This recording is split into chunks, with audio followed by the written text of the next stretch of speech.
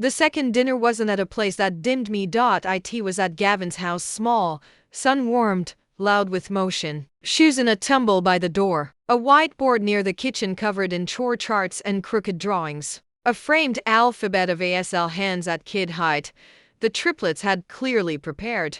Nora thrust an apron at me the moment I stepped inside. Pink, important, she signed, solemn as a surgeon.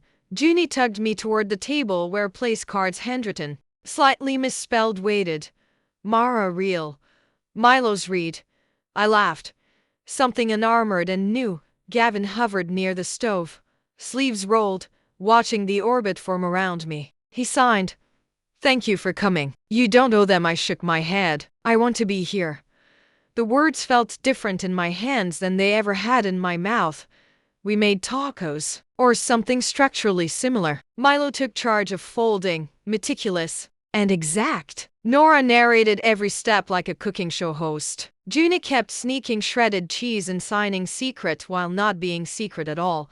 Halfway through dinner, Nora tapped her glass with a fork to get attention. The vibration traveled through the table into my fingertips. She signed carefully. We practiced something. Milo and Junie nodded. Suddenly serious. Together, the three of them signed, in an even but determined rhythm. Thank you for coming back. The air left my lungs in a rush. I answered, thank you for asking me. Gavin looked down at his plate, blinking hard.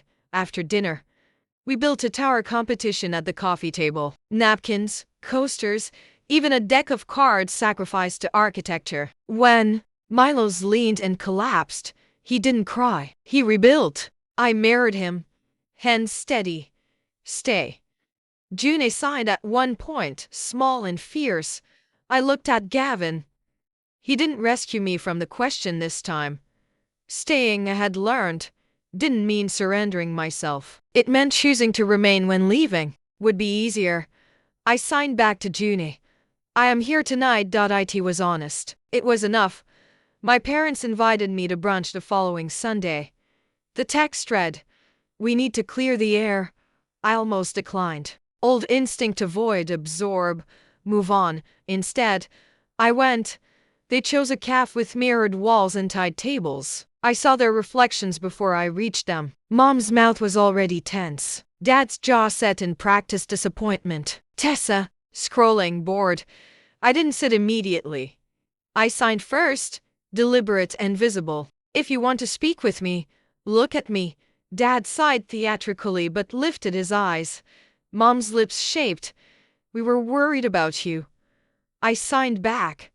Worried I would want more. Tessa's mouth twitched. Dad leaned forward. We tried to find you someone stable. I held his gaze. I am stable. Mom's expression sharpened. That man has baggage. So do I. I signed. Dad's lips formed something slower this time. You'll always struggle. I let the word sit between us like an unpaid bill. Then I signed clearly. So there was no mistaking it. I am not your regret. The table stilled. Mom reached for softness. We just want what's manageable. I stood. I am not manageable. I am capable. For the first time in my life. I didn't wait for permission to leave. I didn't watch their mouths shape the next cut. Outside, the day was bright and unfiltered. I texted Gavin. Coffee? Need loud triplets. His reply came with a photo, 3 sets of hands mid-sign. Come. Weeks became rhythm. Park afternoons. Library story hours with an interpreter who blinked in surprise when I answered questions without her. Movie nights with captions on and lights dimmed low enough that hands still moved clear. The triplets stopped asking if I was real. They started asking what my favorite color was. If I liked dinosaurs. Whether I preferred cats or dragons. Gavin and I learned each other in the quiet between their questions. One evening, after the kids were asleep in a tangle of blankets, we sat on the back steps. He signed. I was afraid to hope. I answered. I was afraid to be seen. He reached for my hand. Not to lead. Not to steady, just to hold. You deserve someone who looks at you. He signed. I smiled. I have that. The first time Milo introduced me at school, he stood tall beside me, Fingers precise. This is Mara. She stays. The teacher looked between us, confused, then softened. Later, as we walked home, I asked him, "How did you know?" He shrugged. 6 years old and wiser than most adults. You came back. It wasn't dramatic. It wasn't a vow in candlelight. It was repetition. Presence. Towers rebuilt. Months later, at the same restaurant where my parents had tried to fold me small, I returned. Not for them. For us. The hostess blinked when four small hands began signing excitedly in the entryway.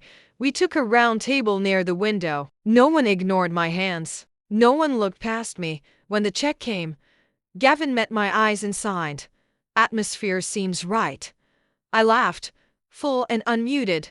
Milo slid something across the table toward me, a napkin tower. Taller now, balanced, certain, for you. He signed again. So, you remember? I touched his cheek gently. I don't need a tower to remember, but I kept it anyway.